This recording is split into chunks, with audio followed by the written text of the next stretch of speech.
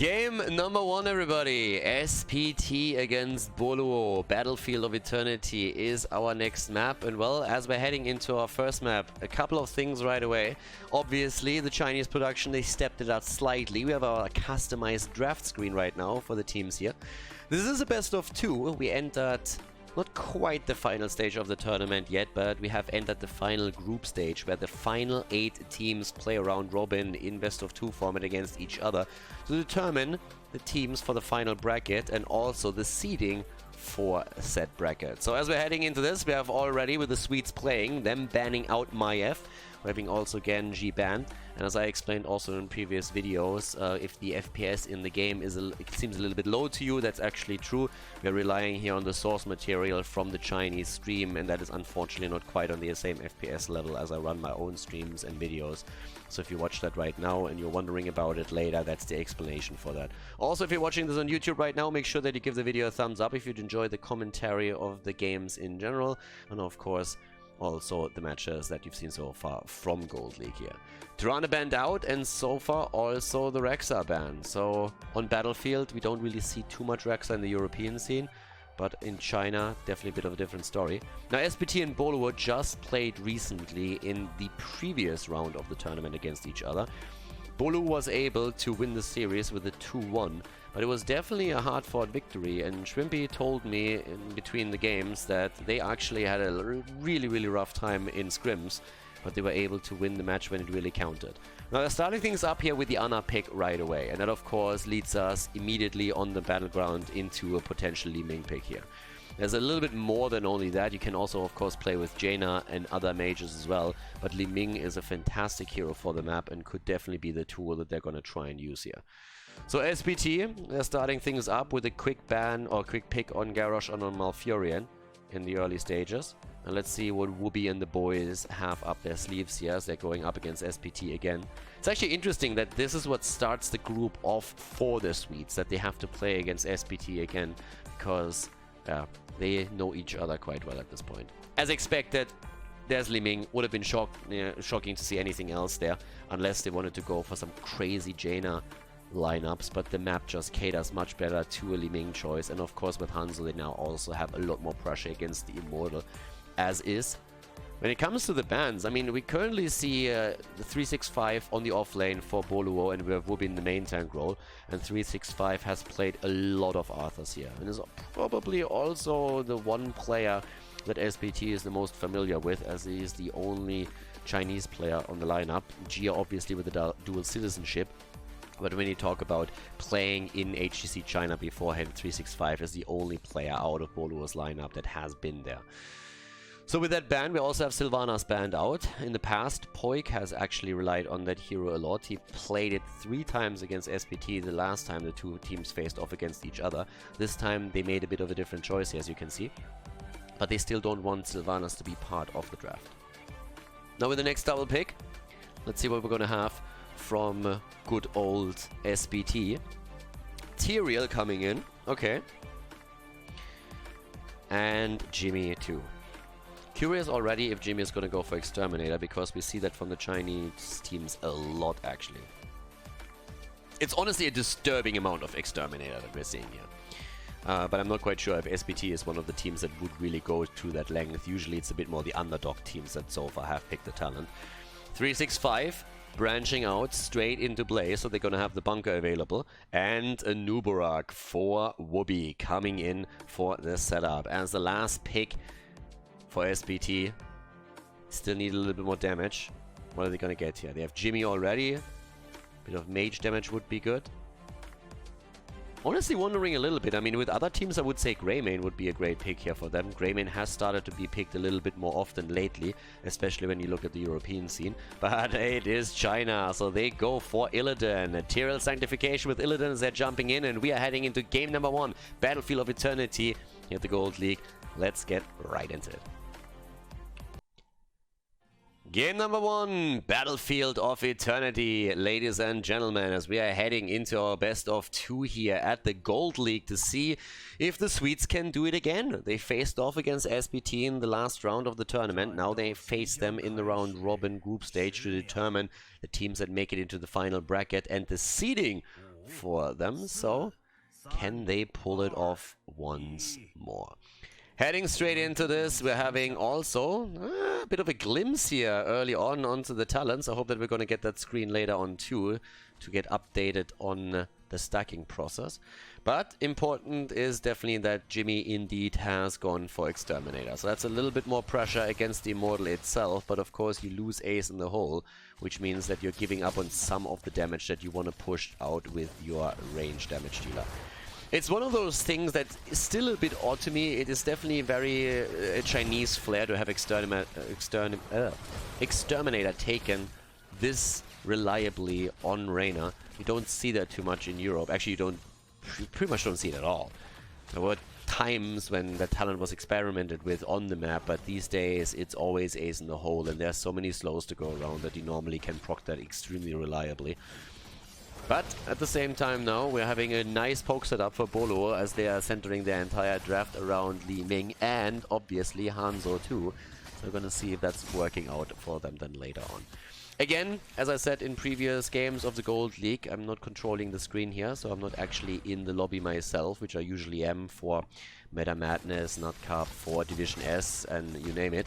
But here we are relying on a Chinese clean feed, which has a little bit of a lower FPS setting than my own, and also uses a different user interface. It's the old HGC style where you see those symbols for the talents at the top and not at the bottom, which unfortunately also means that we can't keep track of stacks in general, for example with the Nubrax level 1 choice here. But we're going to get a bit of an idea as those talents of course get completed and then show up on the screen. For now, both of the teams just brawling a bit on the map, not a single kill so far. Which I'm just highlighting because we actually had another series with BTG just earlier where the early game led to an insta team wipe, which was a very, very interesting start into the game itself. But yeah, for now, still the pressure at the bottom. Bubio, of course, can create a couple of beetles that help to soak those tower shots, and they are already dropping the first structure here. Misaka is trying to move in to maybe throw a Nubarak a little bit deeper, but will be definitely holding back the burrow charge. Which is always something that you have to do when you're playing against Garrosh. You need to make really good decisions around that. Talking good decisions, Illidan might not have made the best one here as he went a bit too deep, and Poik takes them down. Now Boluo has actually as their clan tag now the name Egg. They have a new logo as far as I know. I actually don't really remember what Shrimpy told me about it. It was something like an egg holding a pineapple or something crazy like that. Just some insane stuff that makes not really any sense, but yeah, they settled on the Egg clan tag, so in case that you're currently looking at this and you're a little bit wondering why, there is no real reason behind it. It's just basically a bit of a meme moment for them, and yeah, I mean, it's the Swedes. What do you expect? They love that shit. So right now, we're having the first objective on the map, and with the Immortal already being fought over, let's see who's gonna take it here. Li Ming and Hanzo can definitely poke very reliably against the Immortal on the other side, and that should give the Swedes in the long run a bit of an upper hand for these Immortal battles. SPT has to commit a lot harder to this. Talking about committing, Shrimpy needs to be a bit careful here now too, but again, get the geometry started, but with the help of Jimmy's Exterminator and the early focus, the Illidan, SPT claims objective number 1. Nicely done by them. The rotation slightly faster, they make the play, and they get the first pressure play. Now 365 on his Blaze, still up to the top lane right now. Will be dodging, for now at least, around the roots from Malfurion, making sure that he's not getting locked down as he's trying to move past the gate, but the Immortal is now down on the ground. Wooby should still be on cooldown here actually, and they're trying to get more damage onto him. Will be low, but will be able to get away from this one. And as he actually distracts nearly the entire setup for SPT here, the rest of the team was not shy to put the pressure onto the Immortal itself and nearly dropped it, so the fort will survive. Illidan has started to rotate down too. I'm actually seeing SPT at least able to take down the fountain at the bottom of the map. But so far we're looking at a game without a single kill. And SPT is of course eager to redeem themselves for the loss that they suffered at the hands for Boluo the last time. That's a level 7 talent now for the Chinese, as they get that slight lead over that. And still not a single kill. But Max Fire was in a bit of trouble there. You can actually tell how eager Poik is whenever he sees an opportunity. He's trying to just chase behind a hero like this. He saw Jimmy sitting there and he was already off cooldown, so it was just like, okay, maybe we can get it now. But he at least has level 7 at this time, so that means Calamity. And with Calamity, that threat potential that you exude with Li Ming is of course getting quite nasty. This is really the moment, especially with Dominance. I mean, those two talents just absolutely go hand in hand because of that pressure that you can push out with it. So now that we're seeing still even experience for the two teams, it's more so going to be the focus for level 10 abilities and the fight around the Immortal at level 10. That's going to be important here. Yeah, still the poke from Shrimpy. I mean, they have a nice setup here. Max Fire, by the way, is getting really aggressive. He's not the only one. Damn, son, they are really going for this. Pushing it past the fort. SPT with the aggression. I like it, and that might net them the first structure of the game. And on the path back, we have a bit of stutter stepping from Reina as he's starting to turn around and got another penetrating round in against the fort. The fort is still on the map. It's definitely going to fall soon, but at least for the time being, they can hold on to it, which means that there are no catapults spawning yet. The most important part. But definitely aggressive performance now by SPT. And again, an aggressive setup by Misaka. They are really throwing it right now. Wow. They're just throwing the gauntlet down and saying like, okay boys, let's brawl. 5 versus 5 setup at the bottom of the map now. SPT is still looking for the aggression. And Boluo has to be a bit careful here. I mean, obviously, we're gonna have the stun setups from them now. If you hit a good stun and then a jet propulsion into it, that's the dream right there. You can already tell that they're trying to just force 365 to move back. Illidan is saying, alright, I'm done with this. Let's go and get that fort, and they get it. Whoopi still has to be careful. Okay, gets pushed into the wall. Hasn't used the cooldown yet and doesn't even. But Boluo is actually having a bit of trouble here. As I said before, the previous series that they played against each other was a close one. Boluo was able to take it, but it wasn't quite easy for them. They stomped in game number 1, but then the series got a lot harder, and now Whoopi goes down. That's the first blood in the game, as SPT is saying, alright, now we're showing our true colors here. First series was a bit of a warm-up. This time we're gonna show you what we're really made of. And Shrimpy dies as well, so does Ana. That's a triple kill. Barely we see Blaze moving past the wall and surviving, but SPT has now level 10, is a level ahead, and has a 3-0 lead. This is the map where Boluo absolutely murdered SPT last time. They brutalized them, and right now they are not in a good position here whatsoever. SPT definitely turning this around quickly. And again, Boluo has talked a lot about how they struggled in scrims against a lot of these teams, and this is currently reflected, at least in the early game here. Now, this is a best of 2, keep that in mind. We always have to highlight that again. It's not an actual best of 3 series. So every single map win matters. It's not that you can give a map up and then say, well, we're going to win the next 2 and that's going to be that. If you lose one map, that's already a bit of a problem. If you lose 2, that's making matters, of course, even worse. At the same time, it obviously also means you can redeem yourself quite easily and at least get something out of the series by simply winning one map, and it helps you for the standings. This is all for the standings. This is all for the group ranking. And that's nearly 100% Immortal for SPT. That's going to be a tough one. And we, by the way, also see Illidan again picked on this map. Illidan is actually getting picked a lot more now from the Chinese teams again. They always like their aggressive playstyle. They like their little traps that they have set up. Chinese bush meta was an expression for a reason. But look at the Chinese bush meta here on the side of the Swedes. They were actually trying to go in for a flank, but got sniffed out here. Level 10 abilities on both sides might just enable them to go a bit deeper, but it seems more likely that they have to give up the fort at the top.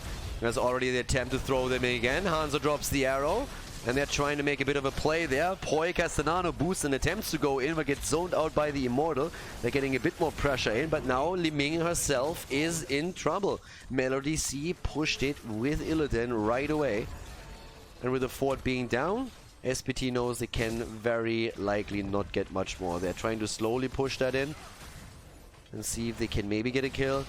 But obviously at this point they're absolutely willing to retreat if need be. And they have 4 kills against 0 right now. Yeah, but again, if Boluo is able to just follow this up, maybe force a fight around the cocoon, they might be able to pull something off here.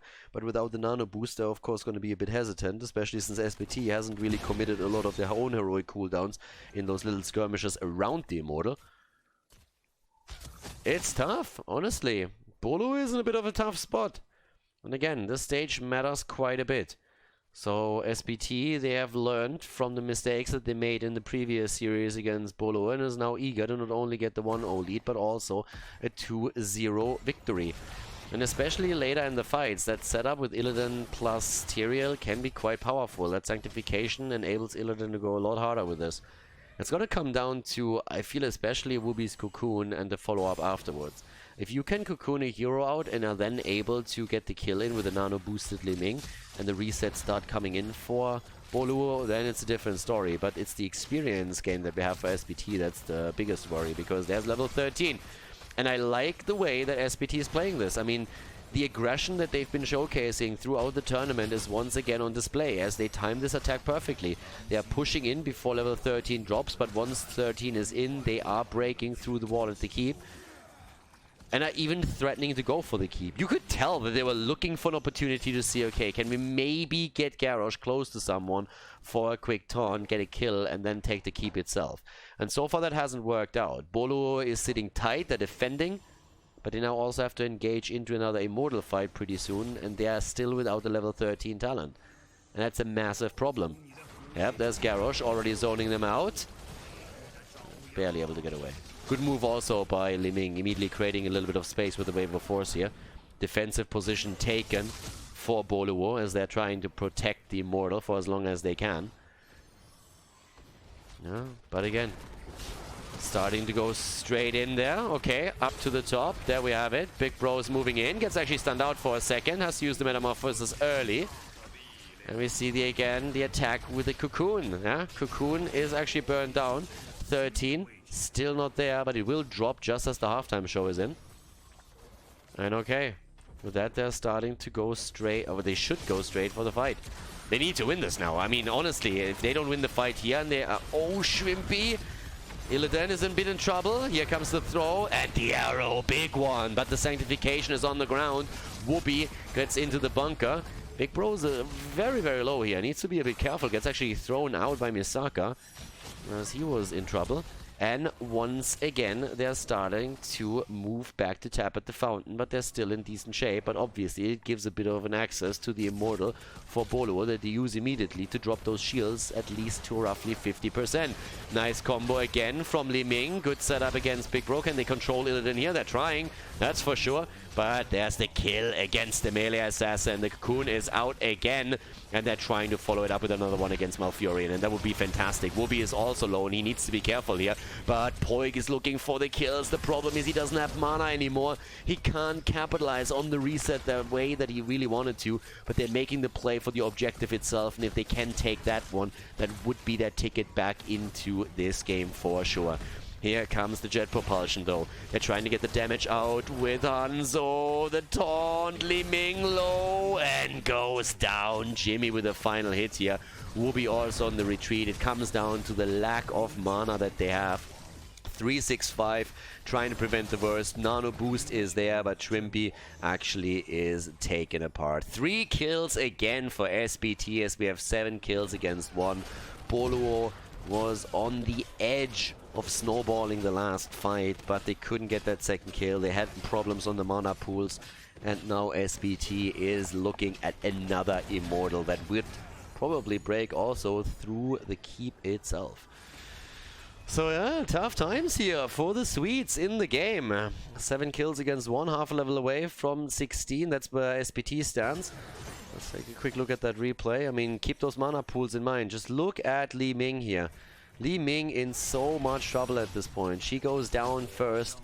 And yep, mana pool on Whoopi is low too. 365 pretty much has nothing there. Shrimpy is the only one who has enough mana, and that's why he gets the nano boost in this case, because he's the only one who can at least do something with it. But it's honestly tough times. And uh-oh, Whoopi gets thrown into the Immortal stun. Here comes the Sanctification. And the bunker is used too. They're trying to keep the cape in play. but it is rough, especially as 16 is now finally ready for SPT. The Chinese team is pushing through, and they are taking this one easy peasy. Fort goes down, they're looking for the kill, and they find it too. Schwimpy is dead, Hanzo eliminated. Are they pushing it in deeper? They have Illidan. They can definitely use the momentum right now to go straight for that. SPT already low on the Melody C, but they get the second kill.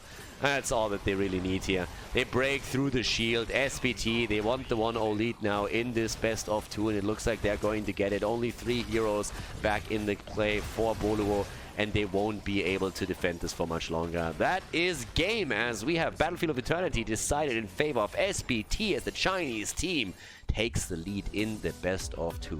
GG.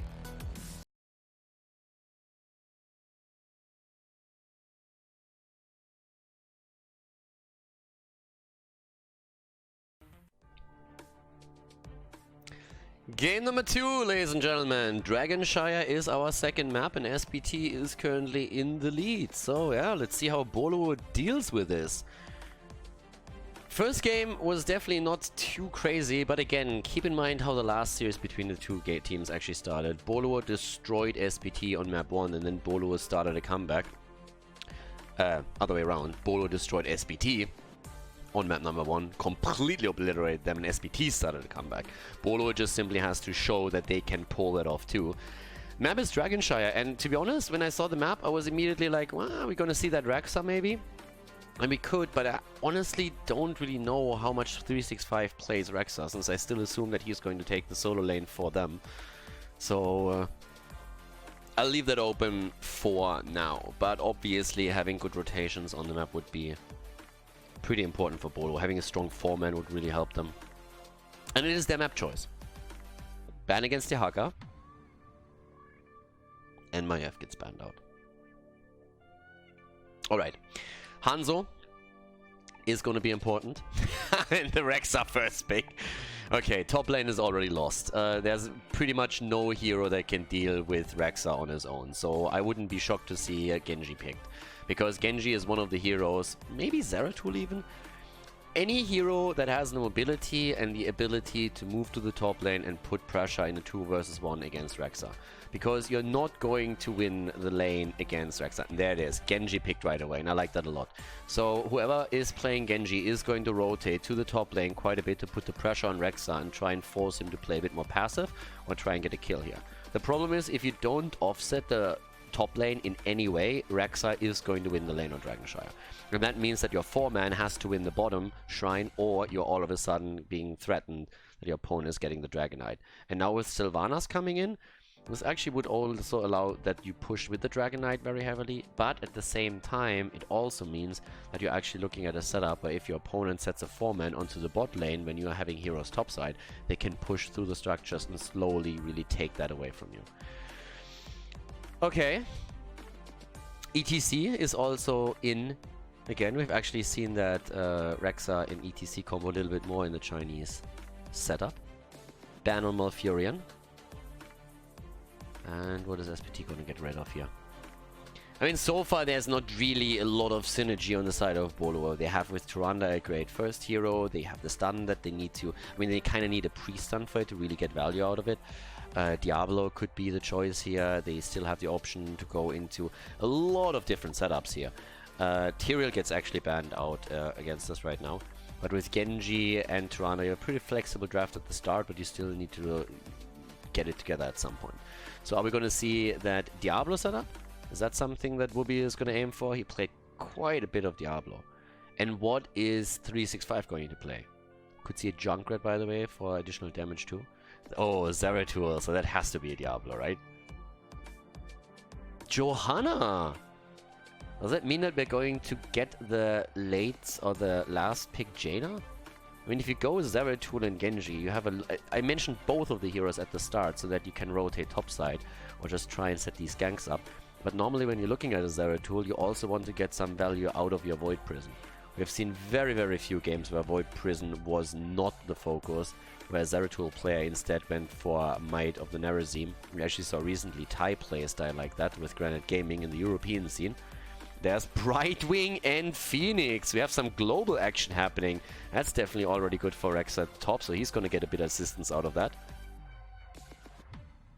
And of course the Polymorph too, but is there going to be a setup that helps Boluo to get kills after Void Prison? That's my question. The only thing that comes to mind after they did not go into a potential apocalypse with Diablo would be Jaina.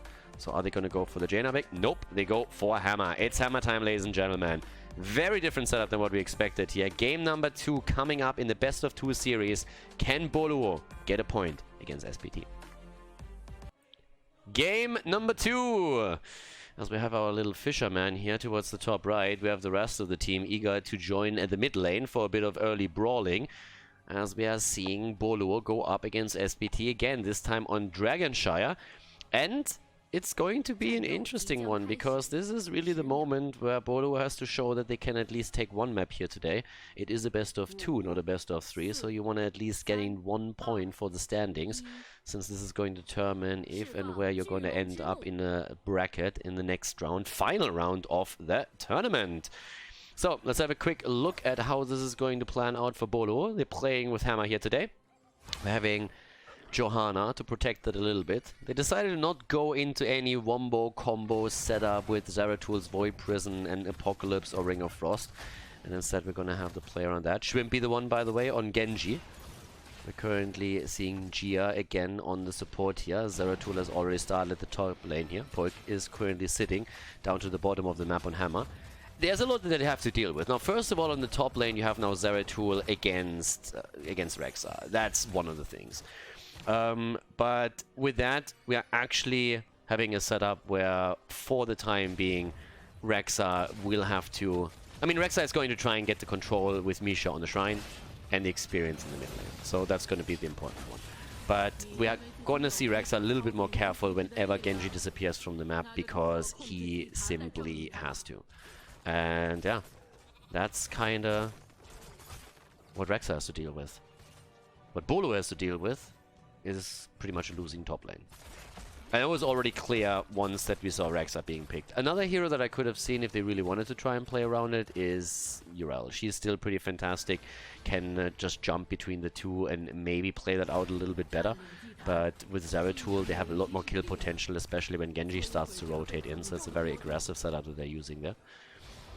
But it's going to be rough. SPT is looking very strong today. I mean, they've been playing quite nicely in game number 1 with good synergy, good rotations. They were very, very aggressive with that Illidan composition that they had. Pushed behind the fort a couple of times and played it well with that too. So, yeah, top side. That's where we're currently seeing Genji already making exactly that rotation, because, as already mentioned before, look at the setup. Misha is on the shrine, so now they have to kill the bear. That's 20 seconds down on that. But as you do that, you have, of course, one less hero in the mid or bot lane. And that means that at the same time that you're looking at Sylvanas potentially pushing with other heroes. So Poik with Sergeant Hammer can, at least to an extent, deal with that situation and just stop that a little bit. But it's definitely a game that can shift pretty quickly. And obviously Brightwing will have to also try and make sure that she is still keeping an eye on what's happening there. Yep, there's Boluo, at least for now, getting the double shrine control, but not for too long, since once again at the top we have the aggression. Shrimpy actually with Genji jumped onto Rexxar again, trying to pressure him a little bit. And Zerathul and Genji are just dual laning the top and always threatening them the rotation into the middle. And it's a bit of a strange setup. It's always tough when you're up against Rexxar. It's a little bit similar to when you're seeing an Abathar on a map, because Abathar has the same ability to offset the balance of the solo lane. In this case, obviously, a lot of the power that comes from the Rexxar pick is just his ability to split Rexxar and Misha to control the lane experience and the shrine at the same time. Poke now controlling the bot lane, which is super important for them. Misaka sitting in the bush, and Shrimpy is running in for that. Here comes the attack against Melody C, and that's a good one, and that's a kill too. And a Swift Strike reset on top of that. Phoenix down, and they're saving 365 on the Zerathul. Nicely done here by him. Good job. And here comes the slide again, as ETC is moving out. I mean, so far it's actually going pretty well for Boluo. Definitely recovering from the last game. It's always a bit of a danger there. And Poik used all of that commotion in the mid lane to get more value down here. Isn't even baited into an early siege tactics. Uses it a bit later to move away from the situation. But he nearly dropped one of the towers. He damaged the gate too. So with the one kill that they have, they already established a half-level lead in experience. And are looking much, much better here in the early stages. Now then again, as the game continues, there is of course a lot of factors that are going to come play into this, especially once we have level 10 available with the heroic abilities. But let's not forget that one bad move, one lost team fight can tip this game in favor of either one of the teams here as soon as the Dragonite is taken. And talking about that, Whoopi is about to go down here. Yep, does not have the trade up anymore, and that's the end of Johanna. And immediately SPT is starting an aggressive rotation down to the bottom of the map to look for the second kill. Gia is in trouble. Melody warps in and secures kill number 2. Good damage against Poik as well. Not able to get that third kill. But definitely now a bit of momentum for SPT that Boluo, of course, was trying to avoid. There's also a camp that was taken with the Bruisers. Big Bros has still to be careful because there's 2 of the Assassins at the top lane. But I actually like the way that Rek'Sai is playing this. Rek'Sai is well aware that as long as he's sitting topside against those 2, he has to be careful. But it also means that you have to invest a lot of resources on the side of the Swedes in order to deal with the top lane. So this is a huge problem. And Rek'Sai is simply in a situation where he has accepted, listen guys, I don't need to take this shrine. If you dedicate 2 heroes to babysit me all game long, the rest of my team is playing a 4 versus 3. And that's fantastic. So, yeah, that's exactly what's currently happening. SPT had the freedom, thanks to that imbalance on which lane had to be focused, to take the Bruiser camp at the bot lane. And they're pushing in aggressively with it. Here comes the 4-man as they're moving in too. Poik is trying to keep it at bay, but the wall is already broken through, and there's the level 10 now. Unleash the boars, the synergy attempt with the salvo again. We've seen that previously by Chinese teams. You get the slows, you get the damage in. And on top of that, we are now having also the blink heal for Brightwing for added mobility and healing power. So level 10 abilities are now ready for both of the teams, but SPT is doing exactly what we've mentioned in the draft. If you have this many resources spent somewhere else on the map, Sylvanas is going to get the value in a good form and rotation. It's not necessarily the value you get out of the Dragonite where Sylvanas can help out with it. It's simply you rotating with others and then pressuring the lane that can already be the issue. So yeah, with that, 10 versus 10 now. Very, very even in experience. 365 is trying to get the damage in as much as he can. But now Brightwing jumps in and starts using the global ability to put additional pressure onto that. I mean, that's the name of the game here for them. Trying to have Brightwing in the lineup to meet the rotations that we're seeing from Boluo and the attempts to use the mobility of Zeratul and Genji to be aggressive. And Zeratul, I mean, 365 is playing the hero, so Zeratul will find himself a lot on the solo lane, since 365 is the offlaner for them, and he's currently trying to deal with that setup. But now Rek'Sai has taken full control. They know, obviously, right now also, where the heroes are. They've already seen it, especially since Misaka is scouting everything out. They know Shrimp is at the bot lane, so there is no Genji, but that might still be a kill. Nice attempt. Oh, the Swift Strike, the X Strike, and no kill for Shrimpy. Zeratul even moving down to try and help them find a kill at this point, which means that now Rek'Sai has full reign over the top lane. So Boluo is definitely attempting to be aggressive here. I mean, they're trying. Now they're going in for the mosh pit, and that gets interrupted quickly. Nice move by Whoopi actually on Johanna, immediately going for the Iron Skin and the Condemn. But now Gia and Poik are both incredibly low. I'm not quite sure if they can survive through this. They're trying to make the play for Misaka again, but his ETC has been solid in this game so far, and 365 goes down as Phoenix drops Zeratul once more. Great setup here. 3 kills against 1, and the Chinese team is doing work here. Keep in mind, this is a 4 versus 5. It was a 4 versus 5. Now it's a 4 versus 4. And they're gonna get 2 kills out of this one, aren't they? Oh, Gia actually survives. But do they get the kill against Shrimpy? They don't. Both of them escape, but oh boy, those are really close calls. Whoopi with the Iron Skin again, still on the run. The warp comes through. Johanna. Oh! All 3 of them, Tyrande, Genji, and Johanna, moving out of harm's way with a sliver of health. This could have been way worse for Boluo, but it's already bad enough as is. SPT has 13. SPT was able to get the fort at the bot lane, and they got 2 kills with the 2. Now they're trying to go for the Dragon Knight, but at least Zeratul topside was able to reclaim the shrine. So they can deny the Dragon Knight for now. But it's starting to get tough. They're a level behind right now, and SPT is definitely showcasing that the last round where the 2 teams played against each other was a little bit harder for them. Showcasing what Shrimpy talked about, that they are struggling really in scrims, at least in China, to get the damage in, but this time they're getting the kill. Phoenix finally overstepping a bit and gets taken out. Shrimpy with the X strike moves away as they're trying to make the play again. Void Prison is ready, could be used here if he wants to. 365 doesn't drop it, and they're moving out. The threat of a Dragon Knight now as Boluo is trying to make a play, and they're going straight in for it. Misha is already holding the position. They're trying to force Misha back. Here comes the Void Prison against 2. Are they getting everybody in? Hamas moving in from the bot. They're trying to make the play for Max Fire. He's jumping out. Nice dodge on Misaka's power slide. But no kills here either. And now Phoenix is back to business. Phoenix on the way back into the middle of the map. And now it's a 5 versus 5 again. They're trying to get the value. They're trying to find the value. Poik, obviously, on 16 would also get the Giant Killer. Needs to get that extra damage. They're making the play again. Siege tactics being used. Starting to move away here. Misaka getting pushed out, but the pressure against Genji. And Shrimpy goes down. Can they get the counter killer? Looking for it, but Sylvanas and ETC both survive. And SPT has defended the situation. ETC moved bot side now. He's going to reclaim it. He's going to make sure that... Oh, nicely done. Good kill against Phoenix at least. They're trying to get more, but the lockdown against Zeratul. And he gets away. Misha doesn't. Misha down. Top lane still getting value, by the way, as we're seeing that bruiser camp that was taken earlier for SPT start to drop the hit points on the fort itself. Boluo is at least inching in closer when it comes to experience overall, but the top fort is about to drop. And that's, of course, now spawning additional catapults on the lane and is killing off one of the retreat points that Boluo had. The build that we're seeing for Phoenix, again, the level 13 adjustment here with the warp. So for 4 seconds, we're going to see the 50 armor now coming in after warp in, which means that you can play way more aggressive with Phoenix if you're trying to go for those kills and chase an opponent down. Definitely allows you a couple of options, but at the same time, it's obviously also, if you're too aggressive with it, then you're getting punished for sure. Something that we've already seen a few times right now.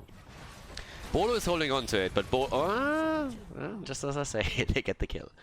Boluo is holding on to the game, and they're starting to get a little bit closer in kills. And now Poik is, of course, going to become a massive nuisance since he's starting to siege up in the middle of the map and trying to drop something at least. Shrimpy is able to swift strike away. 16 is ready for both teams, and that's, of course, where a lot of the power spikes for Boluo are coming into play right now. Giant Killer, Void Slash, Great Talons, already part of it being used here as they're starting to jump in. Zeratul sees himself at the top lane, again in a situation against Misha. Wooby in the middle, making sure that there's nothing taken. Wooby actually even following that up. Top side, that's where we have another kill against Misha. They get those in time after time again. 20 seconds down until the bear's back. But it also means that they're threatening the Dragon Knight again. Okay, Max Fire comes in deep. Max Fire jumps straight into Poik. And yep, there's the damage for now, but Brightwing is also rectifying the situation. Melody C gets stunned, gets attacked, Swift Strike, and does he get the kill? No, Shrimpy X strikes out of it as Melody C just escapes. Close call though. Phoenix definitely in a bit of trouble there, and that extra armor came in handy. Once again, play for the Dragon Knight, but the bottom has been taken now, so one shrine under the control of each team as we're speaking here. Feigned death on 16 now, once again for Rexa. Makes him a lot harder to kill too. And on top of that, we're having Zeratul now moving away from the potential fight as he rotates down to the bottom of the map to put the pressure on again. Brightwing, of course, also with the talent choices here, went on... Oh, actually, Shrimpy, there's the Dragon Knight. They bought the time. They buy the time for the Dragon Knight to be taken. Job well done. And they get a kill against ETC as well. Absolutely fantastic setup right now. Nicely done by them. And that might just allow them to not only get a fort, but get a lot more momentum in the game. Now, all of a sudden, they had an experience. A head in kill, a head in experience, but they have not equalized the structural position on the map yet. They're moving in again. Trying to make the plays here after dropping the fort in the mid lane. They're going straight for the bottom, trying to drop another one. And so far, that's looking good. Top lane, Zeratul making the plays against Rexa. 365 not getting a kill there, but getting closer. And behind all of this, Poik sits on Hammer and just starts shelling away here. And gets really decent damage into. Has the Napalm ready for extra wave clear. And with another 30 seconds on the Dragon Knight, they're actually also starting to poke away against the entire wall at the bottom of the map. Opening up that keep for now. Taking the lead here. Yeah, Boluo, of course, eager in that first game of this group stage to make sure that they're not falling behind too far. And an 0-2 against SPT would be a big problem for them. At least securing one map would be huge for them here. 6 against 5, the kill count still. Dragon Knight over. And top lane still slightly pressured by 365. Now 2 forts down on both sides. And top lane, at least the fountain has been taken away. Which means that Rexa can now also not tap anymore when the pressure comes in through Genji and Zeratul. Now those power spikes on 16 have definitely helped a lot for Boluo right now. Void Slash in itself, of course, an insane talent. But then also just a giant killer for Poik, who can, in these situations, get more and more damage out. And they're aiming for level 20, but you already start seeing them rotate, and they're actually trying to make the play here for the Siege Giants at the top, which would also pretty much mean the end of the fort itself. Maybe even more than that. Now, SPT isn't quite lazy. They are also taking a camp at the bottom of the map. The problem is that this should be easily defended, especially if Poik moves back. But they need to move back soon, because this is actually a double camp. And, yeah, Poik is back. Zeratul moves in. Fort at the top lane, as I said, is down. That's a problem, though. Ooh, yeah, them sniffing out Zeratul and getting the kill, that's an issue. Just look how close Boluo is to 20, but now they play a 4 versus 5. And SPT, they want to keep at this point. And can anything stop them? It doesn't really seem like it. Without Zeratul jumping in for a quick Void Slash and maybe even a Void Prison, it seems unlikely that they can hold on to this one. Yeah, that worked out nicely for SPT. Boluo has the 20, but SPT got the keep. And top lane, yes, gets aggressively pushed by the double camp that was claimed by Boluo. But still, as long as they're moving back right now, they should be able to defend that. Here comes the counter attempt against Shrimpy. Alright, they're still keeping them back for as long as they can. Top lane is at least going to be opened up, but it's highly unlikely that the keep itself falls. One of them is going to move back in time to deal with that situation. And that means that from a structural perspective, Boluo is behind now. The towers are down, and they, well, can at least mob maybe a few hit points. No, not even that. Rexa's already coming in, and he gets assistance too as Sylvanas moves in. Max Fine and Sylvanas, by the way, has been hyper-aggressive this entire game. There's the 20s now on both sides. And we actually see once again, we had that recently already, the upgrade for Johanna on the Blessed Shield. So no indestructible here. It was played around with the other day already, and we're seeing this a little bit more often these days. I guess that especially when you're playing against Rexa with Misha in play, the maximum enemy hit increase definitely helps you in those fights. Getting a lot more out of that. Zeratul, talking about getting value, is trying to save himself with the Void Prison. Here comes the silence, though. In comes Johanna, and that might be a kill even, but the heals are there. Are they going to be enough to keep Wooby in play, though? He's moving away here. Here comes the aggressive warp again, and there's the salvo. X-Strike comes in for the mad value, and that's the end of Jojo. Jojo is down. Dragon Knight has been claimed, on the other hand, and that's a problem now. Boluo sneaked the Dragon Knight during all of this. They snug it in, and now they're taking down the keeps in the mid lane. Keep in the mid lane is already getting eliminated, but the kills are still there. Yes, the mosh pit commitment, and Genji is down. But the keep is going to fall. The keep in the mid lane falls, as we're still seeing a bit of a fight happening over here. And 365 for the play! And the kill against Sylvanas. And again, on the other hand, is the core getting attacked there even? I mean, the Dragon Knight is still at 29% and 42 seconds in. I'm not quite sure if our Chinese observer has picked up on all of that yet, but yep, there we have it on picture, finally. So it's still a win at the end of the day for Boluo. There's nothing that SPT can do right now. That would be an insane kill if they get Brightwing too. But nice move, jumping away, making sure that Brightwing survives for the time being as well. But at least they get a keep, so one keep down on each side. Guys, this game is getting really close here. Getting really, really close. Yeah, the kill against Johanna at the top lane was definitely a bit of an issue, but sneaking that Dragon Knight in the way they did, that was super important for Boluo. So they took They took advantage of the situation. They realized it would be tough for them to save Zeratul and Johanna, and obviously Zeratul's Void Prison first of all was meant to save himself, but also slow down the approach onto the shrine to prevent the Dragonite. And as Boluo grabs it, we're having the value in the mid lane, but it's still a very, very even game. 8 kills against 7, 21 on both sides, even in structures. It's not quite true. We have 1 additional fort in the map for Boluo. That makes the mid lane really, really dangerous when it comes to catapult pressure. But it's oftentimes, of course, the side lanes that are the real problem. And SPT has a bit more of the map. They have a little bit more control over it. And they're jumping down to the bottom of the map once again to get another bruiser camp. They've been doing this all game long. And Boluo is sitting a little bit tighter right now. They're just like waiting this out for the time being. They're just saying, alright guys, let's wait for the objective, play around that, push with Zeratul a bit. And that's also the issue. If Zeratul gets caught at any point, that would be a nightmare. He got caught once, but 365 has generally speaking played a great game. Polymorph is a problem. Nice dodge, and has to set up the Void Prison again. But this time, are they ready? There's the follow-up stun. They're trying to make the play for Phoenix. Didn't quite work out the way they intended. But damn, 365. Polymorph comes in as the power slide comes through. He jumps out of its range. It's honestly a little bit crazy, but now the Void Prison is down, and that's an issue. That's a cooldown burn. They were hoping to set something up. Oh, the Blessed Shield misses. Oh, ETC with a Marsh. They interrupt the kill, maybe? They're trying to go for it. SPT Misaka is still alive, and Zeratul is not. Zeratul is down. Genji just moved out with the X-Strike, looked for the kill, but here's the chase. It's on. Whoopi is trying to somehow make the plays for his team right now, keep the rest alive and maybe get a counter kill, but it's not happening. And now 2 heroes are down. Johanna for another 50 seconds, and of course that's threatening the Dragonite, and this Dragonite would end the game at 21 minutes in, and they know it too. Boluo is very well aware of what's happening here. Good attack against Rexa, but feigned death is a thing. And now as Rexa comes back, Poik is just barely moving out of this one. And of course the chase is on. They're already flanking at the side. Again, the X-Strike being used as we're seeing Phoenix aggressively warping in.